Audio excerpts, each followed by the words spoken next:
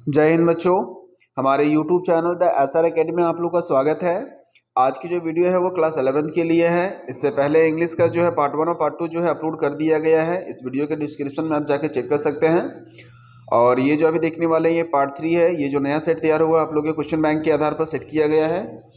तो एक बार video class तक जरूर बने रहिएगा। ये साइंस, कॉमर्स और आर्ट तीनों के बच्चों के लिए काफ़ी इंपॉर्टेंट है। चलिए एक बार मिला लेते हैं। पहला जो लिखा हुआ क्वेश्चन में रीड कीजिए पैसेज को और इसका जवाब दीजिएगा।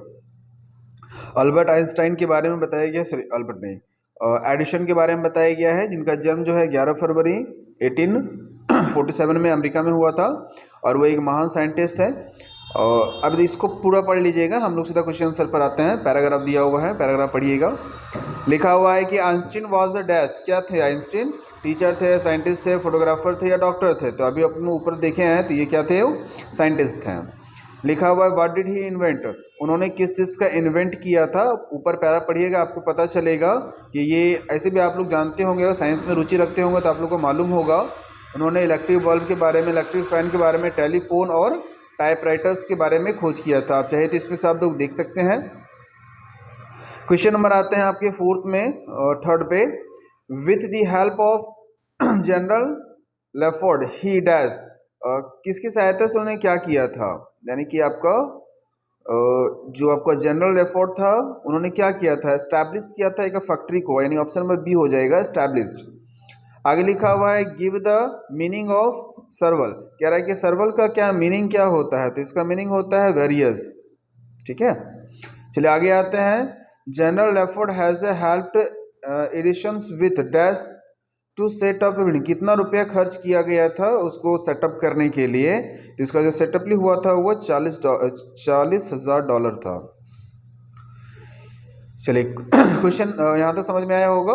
लिखा हुआ है क्वेश्चन नंबर 6 में, in note making notes are written only in, कह रहा है जब नोट मेकिंग किया जाता है तो नोट मेकिंग जो है किस चीज़ों में लिखा जाता है? तो पैराग्राफ्स में लिखी जाती है। ठीक है, notes should be in a dash form, जो नोट्स हम लोग लिखते हैं वो किस फॉर्म में होना चाहिए, यानी किस तरह का होना चाहिए? तो इसका जो आंसर हो जाएगा आपका शॉर्ट, यानी कि जो नोट लिखा जाता है, किसी भी नोट लिखते हैं तो वो शॉर्ट में लिखा जाता है।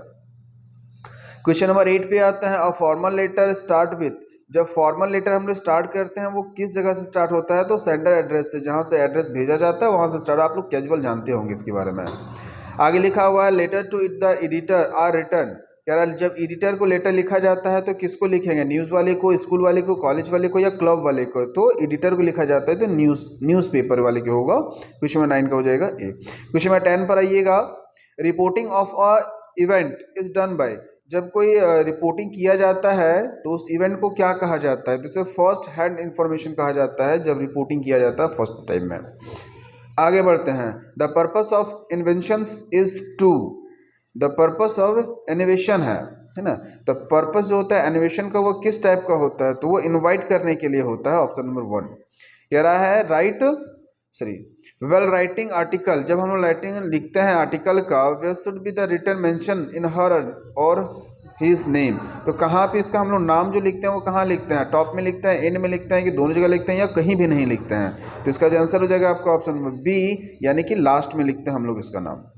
क्वेश्चन नंबर 13 पे आते हैं, चूज करना है ग्रामेटिकली जो आपका करेक्ट होगा उस सेंटेंस को। देखिए एक सेंटेंस दिया हुआ है फिजिकल एक्सरसाइज, फिर फूड है, एसेंशियल है, is a health for a good, तो आपको इसका शॉर्ट पूरा का पूरा मिलाकर एक ऐसा वर्ड बनाना जो कि ग्रामेटिकल हिसाब से वो सही हो जाए। तो इसका आंसर देखिए क्या हो सकता है, physical exercise is a initial for a good health, तो जो फिजिकल एक्सरसाइज होता है वो ज़रूरी होता है स्वास्थ्य के लिए। आगे आते हैं, fill in the blanks with the verb, यहाँ से आपको वर्ब भरना है। लिखा हुआ है Poritos is dash honourable man, इसका डिटरमाइन करना है। तो डिटरमाइन इसका क्या भराएगा? इसका डिटरमाइन हो जाएगा आपका एन। ठीक है, तो 14 का मेरा जो आंसर हो जाएगा आपका option number C, I dash a letter when the bell ring, कब मैंने लिखा जो बेल बज गया? तो I was writing a letter, जब मैंने लेट लिखा तो वो बेल बज चुका था, नहीं option number B. Question number 17 पर आते हैं, dash you will stop taking, will you stop, I think will होना चाहिए, है ना, विल हो जाएगा। विल यू प्लीज स्टॉप, क्या तुम चुप हो सकते हो। आई एम नोइंग यू, मैं तुम्हें जानता हूँ। इसका choose the correct and one of the flowing, इसमें से कौन सा सही होगा। तो इसका जो सही होगा वो जगह आपका option number D, I know you. I knowing you नहीं होता, आई नो यू। चलिए अब यहाँ से बुक का स्टार्ट होता है। रीड कीजिए, एक एक्सट्रैक्ट दिया हुआ है, पोयम का लाइन है। इस पोयम के लाइन को आपको पढ़ना और इसका जवाब देना है। A sweet face my mother's that my before I was born and the sea which appear to have a changeless was there terrified transparent feet. कह रहा है कि देखिए आपको द मदर चैप्टर पोयम से लिया गया है, लिखा हुआ है क्वेश्चन में आइए 18 नंबर में। The sweet face the photographer shows, क्या उसमें फोटोग्राफर में क्या शोज किया जाता है। स्वीट फेस जो है वो किसका शो किया जाता है, तो वो जो है नरेटर की जो माँ है उनके लिए सपोजली किया जाता है। The photograph was taken from, वो फोटोग्राफ कहाँ लिया गया है, कब लिया गया था, कब टेक किया गया था। जब नरेटर का जन्म नहीं हुआ था, the narrator was not even born. ठीक है। दे वेर स्टैंडिंग, वो लोग कहाँ पर स्टैंड किया हुआ है, कहाँ पर रुका हुआ है, तो बीच पर था, बीच के किनारे, एट द बीच। ठीक है, नियर द रिवर होगा नहीं, एट द बीच हो जाएगा। क्वेश्चन नंबर 21 पर आइए। द वर्ड ट्रांसिट में शो क्या करते हैं, ये जो वर्ड लिखा हुआ है ट्रांसाइट है, इसका मतलब क्या होता है, तो इसका मतलब होता है आपका ऑप्शन नंबर सी हो जाएगा, सी, उसके मेमोरीज को याद रखना। लिखा है which month of your year has mention in the poem. ये देखिए आप लोग के बारे में द लेबोरियम टॉप जो है वो कौन से मंथ के बारे में बताया गया है, तो आप लोग इससे पहले सेट में कराया गया था, ऑप्शन नंबर सी। अगर कोई नया है तो जाकर वहाँ से आप देख सकते हैं, एक बार आपको जरूर पता चल जाएगा। क्वेश्चन नंबर 23 पर आते हैं। द पोएट जो है वर्ल्ड विटमैन आज द क्वेश्चन में एंड हु आर रॉट थो, तो इसमें हु डज थो का मतलब क्या होता है, थ्रू जो लिखा हुआ है इसका मतलब क्या होता है, तो इसका मतलब जो है आपका वो है आपका द सावर। ठीक है, इसके लिए इस्तेमाल किया गया है। चलिए आगे आता है। Who is the poet of the childhood, childhood के जो पोएट हैं वो कौन है, तो चाइल्डहुड के जो पोएट हैं वो आपके हैं मार्कस नटन, मार्कस है, Marcus Nathan, option number C. 25 पर आते हैं। 25 में लिखा there was no sign of dash between the fathers and the son, कह रहा फादर और सन में कुछ भी नहीं मिल रहा था, तो क्या क्या नहीं मिलता, मिसअंडरस्टैंडिंग है, अंडरस्टैंडिंग, ए और बी दोनों है, या तो कोई नहीं है। तो 25 का आंसर हो जाएगा आपका, हो जाएगा ऑप्शन नंबर 1 अंडरस्टैंडिंग। ठीक है, दोनों में अंडरस्टैंडिंग नहीं बन रहा था, no sign of understanding. What is the bird movement compare to, bird के मूवमेंट को किस चीज से कंपेयर किया गया है। ठीक है, तो आपको शायद मालूम होना चाहिए, इसका चैप्टर आप लोग पढ़े होंगे, इसका किस चीज से मेंशनाइज किया गया है। What is the word movement compare to, तो इसका जो कंपेरिजन है वो किया गया है आपका ऑप्शन बी हो जाएगा, to the mount movements of the lizard, lizard से। ठीक है।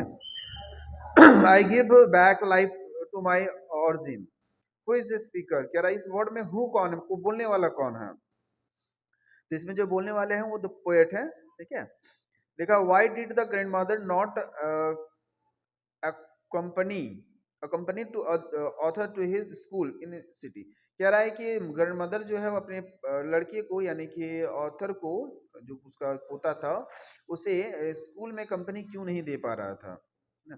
तो इसका आंसर हो जाएगा आपका option B, the author no went the school in a motor bus, क्योंकि वो मोटर बस से जाने लगा था।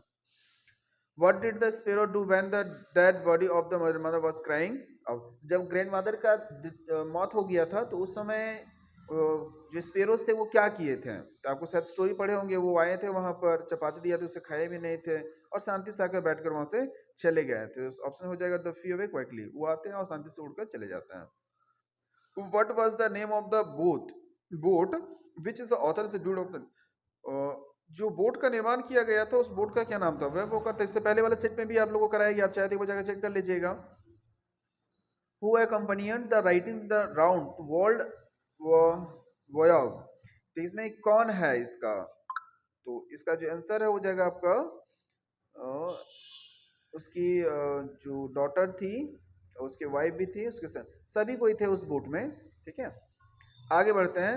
The place where Egyptian kings were buried to known is dash, तो जो ब्यूल्ड किया गया था उसे क्या कहा जाता है, तो उसे जो कहा जाता है वो आपका वैली ऑफ किंग होता है। ठीक है, कहा गया था बुक में।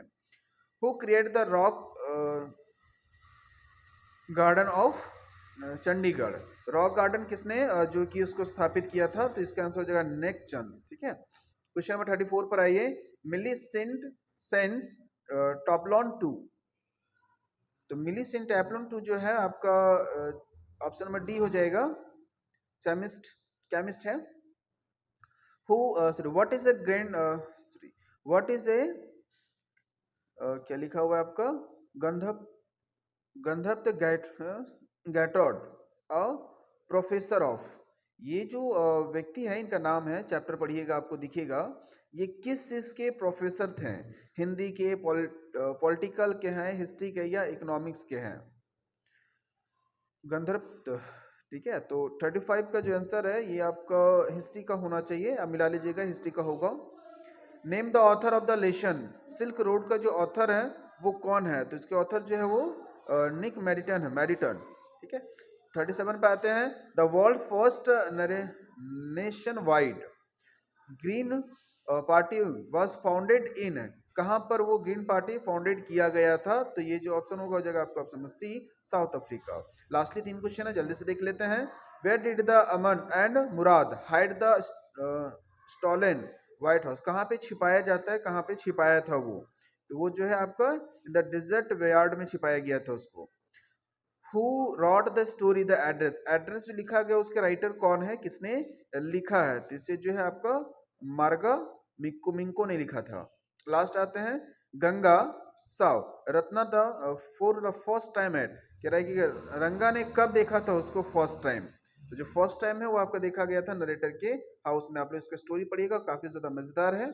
तो हम लोग अभी जो कुल मिलाकर देखते हैं वो 40 क्वेश्चन डिस्कस किए हैं, और ये आपका पार्ट 3 है, और इसके बाद जो है पार्ट 4 हम जल्दी ही लेकर आएंगे अगली वीडियो में। तब तक के लिए जय हिंद,